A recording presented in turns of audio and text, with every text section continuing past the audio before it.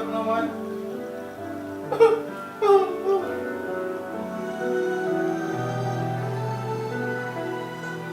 Ay, Paul! Ano ba, Paul? Dinidistorbo mo ako habang nanonood. Gusto mo? Pero hindi mo Masapa? pa rin ako mapagbigyan. Ay, teleselling to. Nakakagutom. Gusto mo magluto? Nalilimos pa rin ako. Tara, magluto tayo. Bakit, Manuel? Di ka dito, kaibigan. Bakit hindi mo pa rin ako kayang mahalin? Ang lulutuin natin ngayon, umaga, ay lumpia.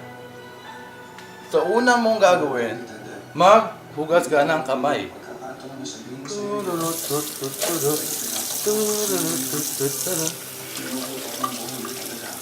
Tara, hugas tayo ng kamay, pare.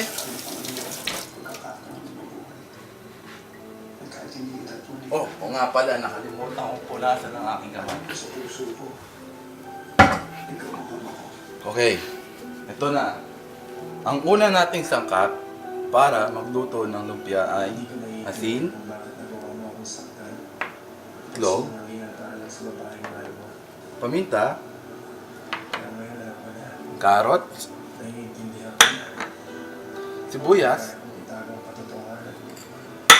bawang, at giniling na baboy. Kapag nakompleto na natin lahat ng sangkap, ito ilalagay natin sa gilingan ng pagkain. Tara, giling na natin. Yeah!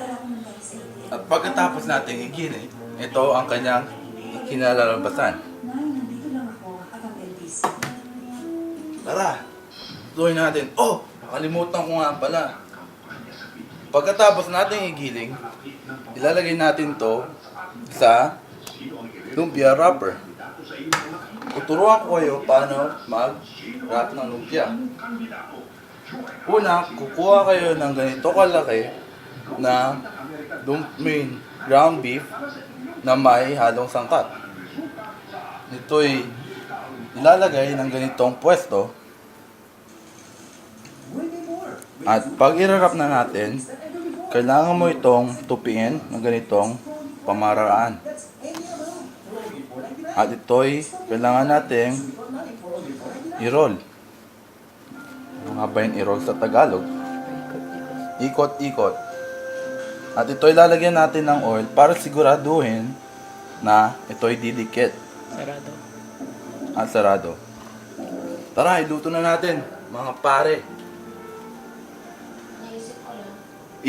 Iluluto natin ito sa mainit na mantika.